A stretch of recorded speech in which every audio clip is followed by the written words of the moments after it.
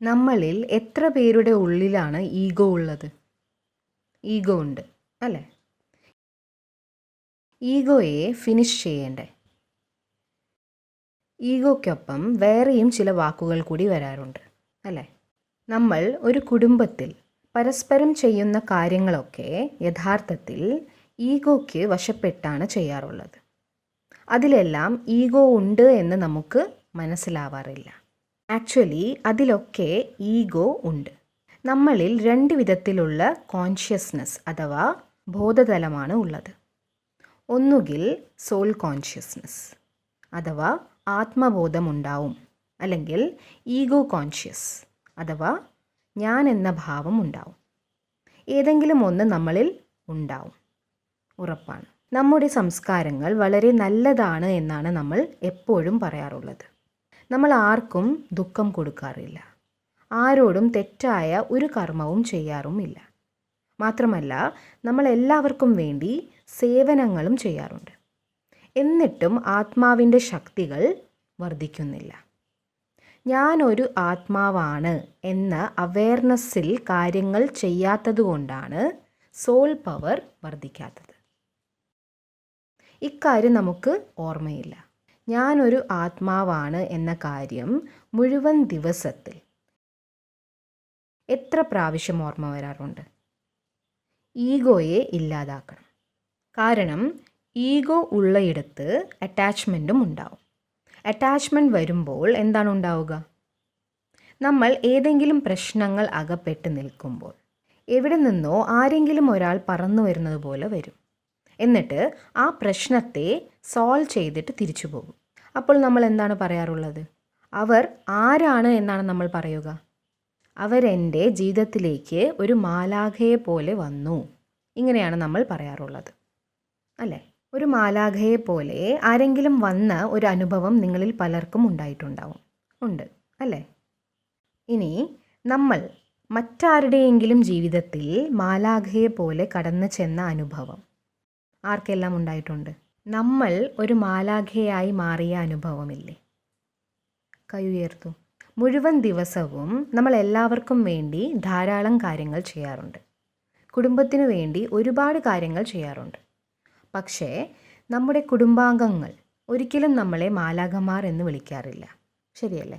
നിങ്ങൾ എത്രയധികം കാര്യങ്ങൾ അവർക്ക് വേണ്ടി ചെയ്താലും, രാവിലെ മുതൽ രാത്രി വരെയോ, അല്ലെങ്കിൽ മുഴുവൻ ജീവിതം തന്നെയോ, അല്ലെങ്കിൽ സ്വന്തം കപ്പാസിറ്റിയേക്കാൾ കൂടുതലായിട്ടോ പലതും ചെയ്താലും, അവർ നമ്മളിൽ നിന്നും ആഗ്രഹിക്കുന്നതൊക്കെ ചെയ്താലും, അങ്ങനെ എന്തെല്ലാം ചെയ്ത് നൽകിയാലും ആരും നമ്മളെ മാലാഖമാർ എന്ന് പറയാറില്ല, ഏഞ്ചൽസ് എന്ന് ഒരിക്കലും വിളിക്കാറില്ല. എന്നാൽ നമ്മൾ വളരെ ചെറിയ ഒരു സഹായം മാത്രം ചെയ്തു നൽകുന്ന ഏതോ ഒരു അപരിചിതനായ വ്യക്തി നമ്മളെ മാലാഖ എന്ന് വിളിക്കുന്നു. ഇത് രണ്ടും തമ്മിൽ എന്താണ് ഇത്ര വ്യത്യാസമുള്ളത്? കുടുംബാംഗങ്ങൾ നമ്മളെ മാലാഖമാർ എന്ന് വിളിക്കാത്തത് എന്തുകൊണ്ടാണ്? മാത്രമല്ല, എത്ര തന്നെ നൽകിയാലും അതിലെല്ലാം എന്തെങ്കിലും ഒരു കുറ്റവും അവർ കണ്ടുപിടിക്കും. എന്നിട്ട് അത് ഓർമ്മ വെച്ച് നമ്മളോട് പറയും. ഇനി ഞാൻ നിങ്ങൾക്ക് ഇത്രയധികം കാര്യങ്ങൾ ചെയ്തു തന്നില്ലേ എന്ന് നമ്മൾ അവരോട് എപ്പോഴെങ്കിലും ഒന്ന് പറഞ്ഞാൽ അവർ എന്താണ് പറയുക? ഇതിലെന്താണ് ഇത്ര പറയാനുള്ളത്? അത്രയ്ക്ക് വലിയ കാര്യമൊന്നും ചെയ്തിട്ടില്ലല്ലോ. ഇങ്ങനെയായിരിക്കും അവരുടെ മറുപടി. ഇതൊക്കെ എല്ലാവരും ചെയ്യുന്നതല്ലേ? മറ്റു പലരും സ്വന്തം വീട്ടുകാർക്ക് വേണ്ടി ചെയ്യുന്ന അത്രയൊന്നും നിങ്ങൾ ചെയ്തിട്ടില്ലല്ലോ. ഇങ്ങനെയും പറയും. So what is the difference? ഒരിടത്ത് നമ്മൾ ഒരുപാട് കാര്യങ്ങൾ ചെയ്തു നൽകുന്നു, മറ്റൊരിടത്ത് നമ്മൾ വളരെ കുറച്ചും ചെയ്യുന്നു. രാവും പകലും കഠിനാധ്വാനം ചെയ്ത് പലരെയും സംരക്ഷിക്കുന്നു. എന്നാൽ ഏതോ ഒരു സ്ട്രേഞ്ചർക്കായി വളരെ ചെറിയൊരു കാര്യം മാത്രമാണ് നമ്മൾ ചെയ്തു കൊടുക്കാറുള്ളത് അല്ലേ? നമ്മളെ മാലാഖമാർ എന്ന് വിളിക്കുന്നവർ ഒരു പ്രാവശ്യമല്ല അങ്ങനെ പറയാറുള്ളത്. അവർ ജീവിതകാലം മുഴുവനും നമ്മളെ ഓർമ്മിക്കും. മാത്രമല്ല, ജീവിതകാലം മുഴുവനും അവർ നമുക്ക് അനുഗ്രഹങ്ങളും നൽകിക്കൊണ്ടേയിരിക്കും. വീട്ടുകാർ എപ്പോഴും കംപ്ലയിൻസ് മാത്രം നൽകിക്കൊണ്ടേയിരിക്കും. എന്നാൽ സ്ട്രേഞ്ചേഴ്സ് ബ്ലെസ്സിങ്സ് നൽകിക്കൊണ്ടേയിരിക്കും. So what is the difference? I am the same person. വീട്ടുകാർക്ക് വേണ്ടി എന്തെല്ലാം ചെയ്താലും എനിക്കെപ്പോഴും കംപ്ലയിൻസ് ആണ് ലഭിക്കുക. ഫാമിലിക്ക് വേണ്ടിയും ഔട്ട്സൈഡേഴ്സിന് വേണ്ടിയും ചെയ്യുന്നതിൽ എന്താണ് വ്യത്യാസമുള്ളത്? പറയൂ. വീട്ടുകാരിൽ നിന്നും നമുക്ക് എക്സ്പെക്റ്റേഷൻസ് ഉണ്ടാവും. Okay, very good. അവർക്ക് നമ്മളിൽ എക്സ്പെക്റ്റേഷൻസ് ഉണ്ട്. അതുകൂടാതെ നമുക്കും അവരിൽ എക്സ്പെക്റ്റേഷൻസ് ഉണ്ടാവും അല്ലേ? നമുക്കും ഉണ്ടാവും അല്ലേ? നമ്മൾ ആരെയെങ്കിലും സഹായിക്കുമ്പോൾ, സ്ട്രേഞ്ചേഴ്സിനെ സഹായിക്കുമ്പോൾ നമ്മൾ അവരിൽ നിന്നും ഒന്നും എക്സ്പെക്റ്റ് ചെയ്യുന്നില്ല. അവരും നമ്മളെ സഹായിക്കുമെന്ന് നമ്മൾ പ്രതീക്ഷിക്കുമോ? ഇല്ല അല്ലേ? മാലാഖമാർ, ഏഞ്ചൽസ് എന്നാൽ എന്താണ് ഈ വാക്കിൻ്റെ അർത്ഥം? ഇറ്റ് മീൻസ് പ്യൂരിറ്റി, പവിത്രത. പ്യൂരിറ്റി എന്നാൽ ഹൈ വൈബ്രേഷൻ എന്നാണ് അർത്ഥം. High vibration. Purity is opposite of ego. പവിത്രത എന്നാൽ ഈഗോയുടെ, ഞാൻ എന്ന ഭാവത്തിൻ്റെ ഓപ്പോസിറ്റാണ്. അഹംഭാവത്തിൻ്റെ ഓപ്പോസിറ്റാണ് പവിത്രത. Ego is lower energy. അഹങ്കാരം, ദേഹത്തെക്കുറിച്ചുള്ള അഭിമാനം, ഇതൊക്കെ ലോവർ എനർജീസ് ആണ്. Ego is lower energy. Purity എന്നാൽ സോൾ കോൺഷ്യസ്നസ്. ഞാനൊരു ആത്മാവാണ് എന്ന അവബോധമാണ് purity. That is higher energy. നമ്മൾ വളരെ ഉയർന്ന തലത്തിലുള്ള ഒരു ഊർജമാണ് എന്ന ബോധത്തിൽ പ്രവർത്തിക്കാൻ തുടങ്ങുമ്പോൾ നമ്മുടെ വൈബ്രേഷൻസ് ചേഞ്ച് ആവാനും നമ്മൾ കാര്യങ്ങൾ ചെയ്യുന്ന രീതികൾ ചേഞ്ച് ആവാനും തുടങ്ങും. പിന്നെ നമ്മൾ ഫാമിലിക്ക് വേണ്ടിയോ അന്യർക്ക് വേണ്ടിയോ പലതും ചെയ്യുമ്പോഴും നമ്മുടെ കോൺഷ്യസ്നെസ് ഷിഫ്റ്റ് ആവില്ല. കാരണം നമ്മൾ വളരെ ഉയർന്ന ഒരു അവബോധത്തിലേക്ക് മാറിക്കഴിഞ്ഞു. എന്നാൽ ഇതിനു പകരം നമ്മൾ ഞാൻ ചെയ്യുന്നു എന്ന ഭാവത്തോടെ ഈഗോ കോൺഷ്യസ്നെസ്സിലൂടെ കാര്യങ്ങൾ ചെയ്യുമ്പോൾ പിന്നെ അഹംഭാവത്തിനൊപ്പം മറ്റു പല വാക്കുകളും വരും. നമ്മളിൽ എത്ര പേരുടെ ഉള്ളിലാണ് അഹംഭാവമുള്ളത്? നമ്മുടെ ഉള്ളിൽ ഈഗോ ഉണ്ട് അല്ലേ? ഈഗോയെ സമാപ്തമാക്കണം. ആക്കണ്ടേ? ഇനി 15 ദിവസങ്ങൾക്ക് ശേഷം നമ്മളെല്ലാവരും ഹാപ്പി ന്യൂ ഇയർ ആശംസിക്കും, സെലിബ്രേറ്റ് ചെയ്യും. എന്നിട്ട് ഒരു ഹാബിറ്റിനെ ചൂസ് ചെയ്ത് അതിനെ ഉപേക്ഷിക്കും.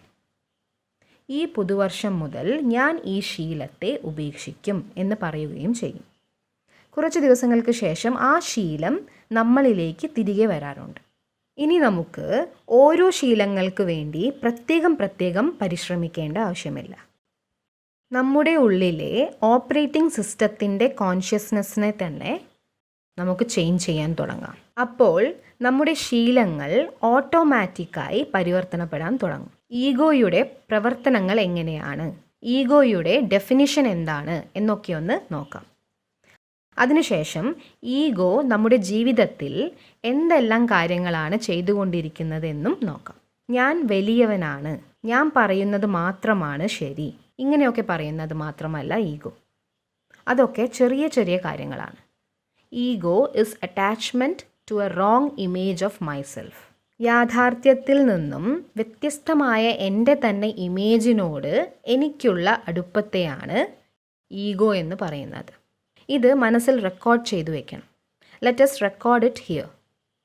അവനവൻ്റെ തന്നെ തെറ്റായ അല്ലെങ്കിൽ സത്യത്തിൽ നിന്നും വ്യത്യസ്തമായ നമ്മുടെ രൂപഭാവങ്ങളോട് നമുക്കുണ്ടാകുന്ന അടുപ്പത്തെയാണ് ഈഗോ എന്ന് പറയുന്നത്. Ego is attachment to a wrong image of myself.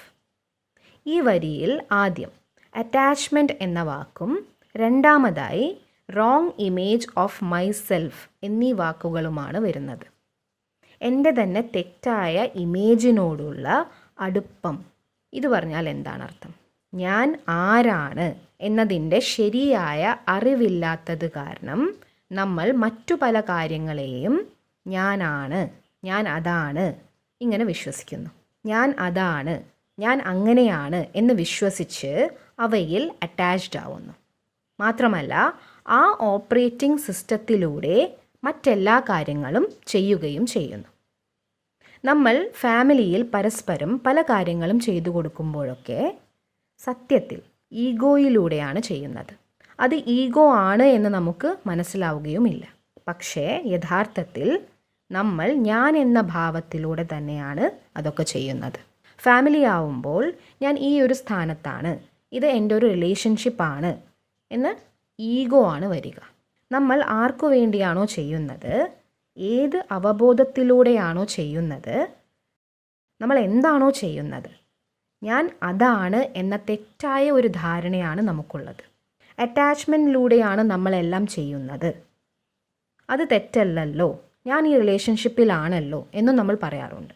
ഞാൻ റിലേഷൻഷിപ്പല്ല, ഇതെൻ്റെ റിലേഷൻഷിപ്പാണ്. ഞാനാണോ ആ ബന്ധം, അതോ അത് എൻ്റെ ഒരു ബന്ധം മാത്രമാണോ? Am I a relationship or is it my relationship?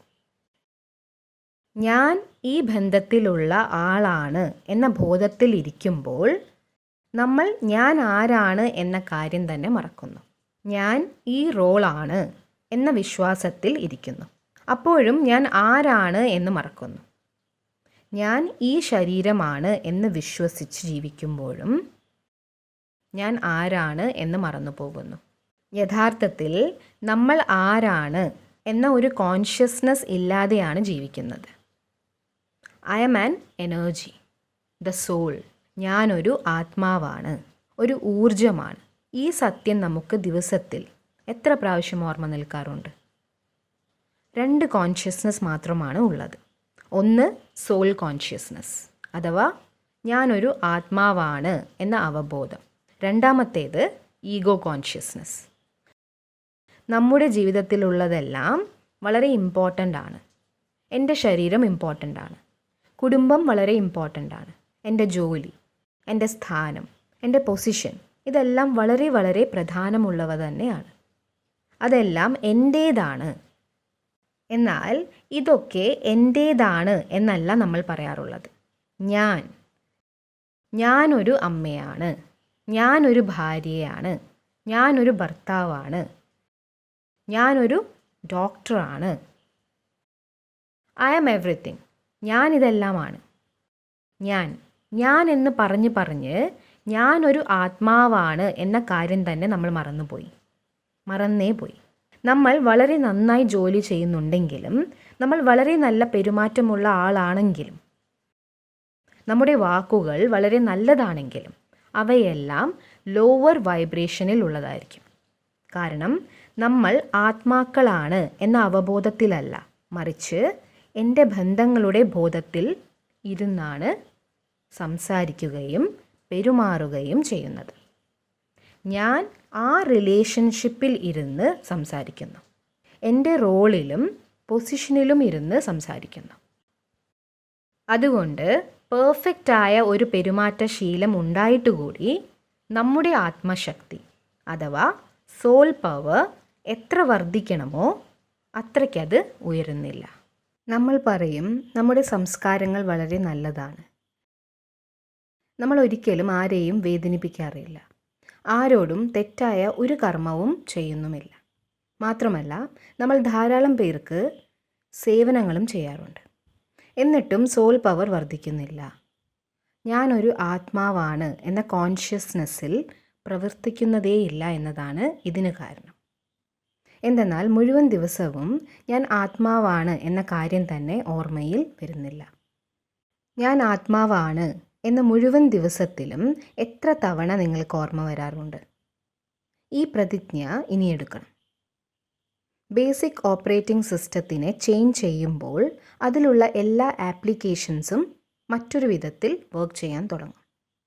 V need to finish ego ഉള്ള സ്ഥലത്ത് അറ്റാച്ച്മെൻ്റ് ഉണ്ടാവും.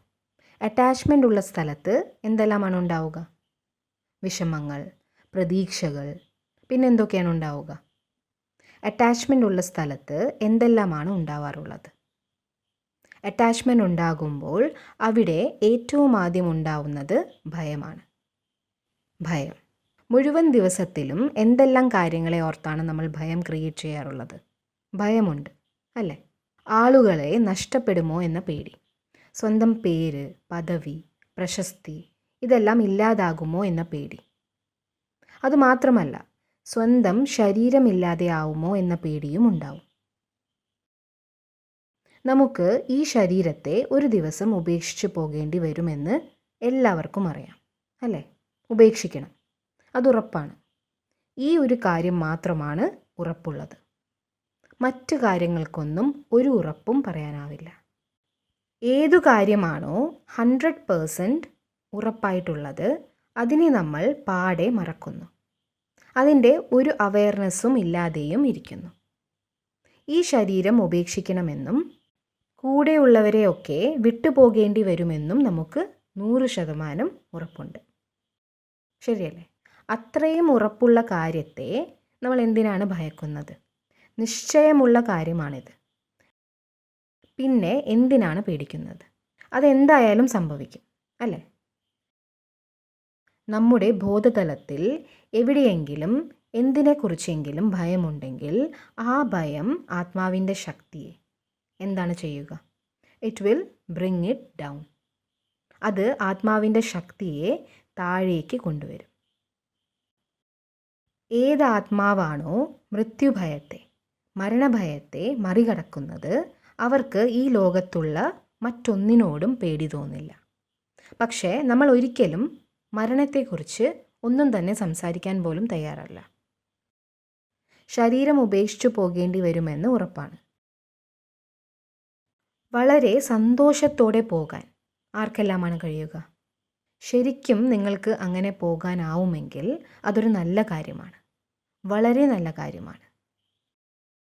ആനന്ദം നമ്മുടെ വളരെ സ്വാഭാവികമായ ഒരു സംസ്കാരമാണ്. അങ്ങനെയാണ് പരമാത്മാവ് പറഞ്ഞു തരുന്നത്. അതുകൊണ്ട് തന്നെ ശരീരം ഉപേക്ഷിക്കേണ്ടി വരുമ്പോഴും വളരെ സന്തോഷത്തോടെ പോകണം. നമ്മുടെ ജീവിതം അറ്റാച്ച്മെൻറ്റ്സിനൊപ്പം ജീവിക്കുകയാണെങ്കിൽ ശരീരം ഉപേക്ഷിച്ചു പോകേണ്ട സമയത്ത് ബുദ്ധിമുട്ടുകൾ ഉണ്ടാകും.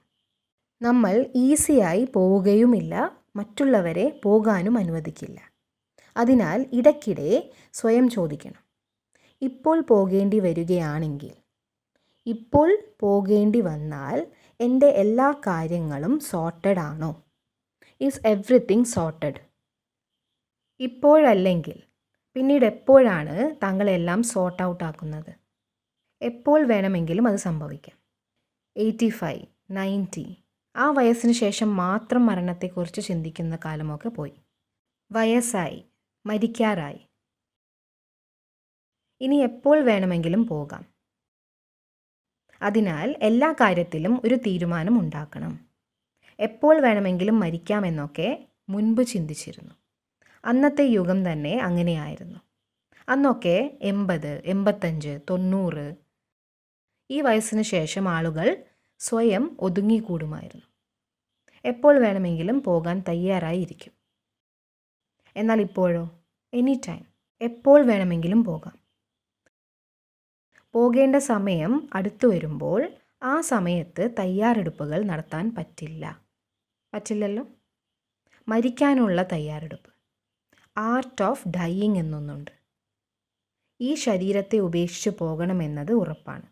എന്നാൽ എങ്ങനെയാണ് ഞാൻ ഉപേക്ഷിച്ച് പോകേണ്ടത്? പോകുന്ന സമയത്ത് എൻ്റെ പക്കലുള്ള എല്ലാ കണക്കുകളും, അക്കൗണ്ട്സും എങ്ങനെയാണ് തീർപ്പാക്കേണ്ടത്?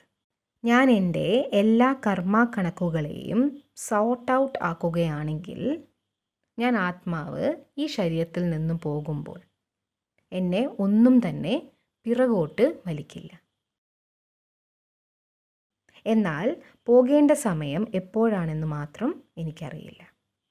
അതുകൊണ്ട് തന്നെ എനിക്ക് ഓരോ ദിവസവും ഓരോ നിമിഷവും എൻ്റെ കാര്യങ്ങളെ സോർട്ടഡാക്കി വെക്കേണ്ടത് അത്യാവശ്യമാണ്. ഇനി ഒരു നിമിഷം ഒന്ന് കണ്ണടച്ചിരിക്കാം. സ്വന്തം ജീവിതത്തെ നോക്കുക. ഈ നിമിഷത്തിൽ എൻ്റെ ജീവിതത്തിലെ ഏതെല്ലാം കാര്യങ്ങളെയാണ് ഞാൻ ഇപ്പോൾ സോർട്ട് ഔട്ട് ആക്കേണ്ടത്? ഇപ്പോൾ പോകണമെങ്കിൽ ഞാൻ എന്തെല്ലാം കാര്യങ്ങളെയാണ് തീരുമാനിക്കേണ്ടത്, കണക്കുകൾ തീർത്തു വെക്കേണ്ടത്? പുറമേയുള്ള കാര്യങ്ങളെ പറ്റിയല്ല, ഉള്ളിലുള്ള കെട്ടുപിണഞ്ഞു കിടക്കുന്ന കാര്യങ്ങളെക്കുറിച്ചാണ് നമ്മൾ സംസാരിക്കുന്നത്. ആ കെട്ടുകളെയെല്ലാം എനിക്ക് പോകുന്നതിന് മുൻപായി അഴിച്ചെടുക്കണം. ഒരു സെക്കൻഡിലായിരിക്കും ആത്മാവ് ഈ ശരീരം ഉപേക്ഷിക്കുക. പിന്നെ എൻ്റെ കുട്ടി, ഭാര്യ, ഭർത്താവ് അങ്ങനെ ഒന്നും എനിക്കുണ്ടാവില്ല. Everything is over. എൻ്റെ കൂടെ ഒരു കാര്യം മാത്രമേ വരികയുള്ളൂ. ഞാൻ ഇവിടെ റെക്കോർഡ് ചെയ്ത കാര്യങ്ങൾ മാത്രമേ എനിക്കൊപ്പം വരികയുള്ളൂ. അതുകൊണ്ട് തന്നെ ആത്മാവാകുന്ന സ്ലേറ്റിനെ ക്ലീനാക്കി വെക്കണം. ഇപ്പോൾ എനിക്ക് ഈ ശരീരം ഉപേക്ഷിക്കേണ്ടി വന്നാലും ഞാൻ റെഡി. മാത്രമല്ല, ഈ നിമിഷം ശരീരം ഉപേക്ഷിച്ചു പോകേണ്ടി വന്നാലും ഞാൻ റെഡിയാണ് എന്ന് പറയണമെങ്കിൽ ആദ്യം അതുപോലെയുള്ള ഒരു ജീവിതശൈലിയാണ് ഞാൻ ഉണ്ടാക്കിയെടുക്കേണ്ടത്. പിന്നെ ആ ജീവിതശൈലി നമുക്ക് എപ്പോഴും പിന്തുടരാനും കഴിയും. ഒരു നിമിഷം ഒന്ന് കണ്ണടച്ചിരുന്നപ്പോൾ നിങ്ങൾക്ക് എന്താണ് തോന്നിയത്? എന്തെല്ലാം വിട്ടുകളയണമെന്നാണ് മനസ്സിലായത്? പോകുന്ന സമയത്ത് നമ്മുടെ ഉള്ളിൽ ഒരു വിധത്തിലുമുള്ള കറകളും ഉണ്ടാകാൻ പാടില്ല. ഈ കാര്യം ഉറപ്പിക്കണം. ഉണ്ടാകാൻ പാടില്ല, അല്ലേ?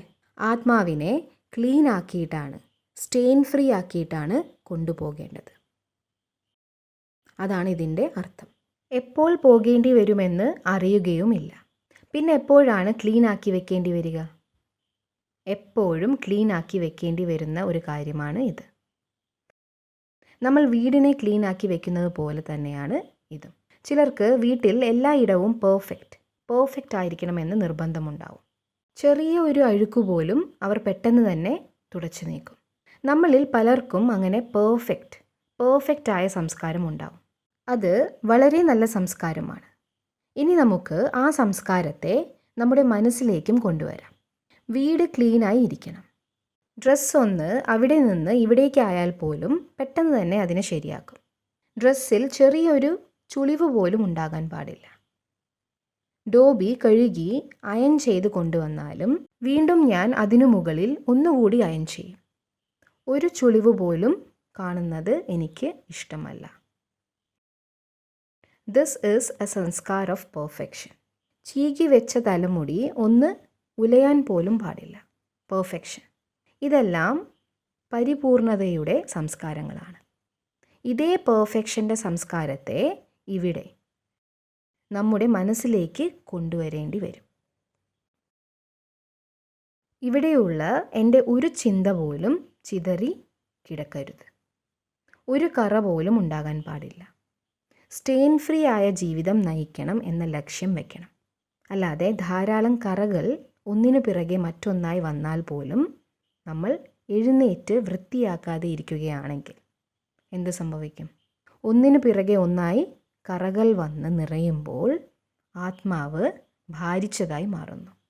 പിന്നെ ഒരു മാലാഖയെ പോലെ പറക്കുന്നതിനു പകരം ഹെവി ഫീലിങ്സ് ആണ് അനുഭവപ്പെടുക. മാലാഖമാർ ലൈറ്റാണ്. ലൈറ്റ് ആയതുകൊണ്ടാണ് അവർക്ക് മുകളിലേക്ക് ഉയരാൻ കഴിയുന്നത്. എന്നാൽ ആവർത്തിച്ച് പതിയുന്ന കറകൾ ആത്മാവിനെ ഉയരാൻ അനുവദിക്കാതെ ഹെവിയാക്കുന്നു. ആത്മാവിന് ഹെവിനെസ് ഉണ്ടാവുന്നു.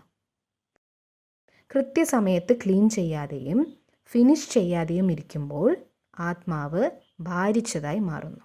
ഇതിനെയെല്ലാം പരിവർത്തനം ചെയ്യുന്നതിനായി നമുക്ക് പെർഫെക്റ്റ് ആക്കാനുള്ള സംസ്കാരത്തെ മനസ്സിലും കൊണ്ടുവരാൻ കഴിയണം. കഴിയുമോ? Can we do it? Yes.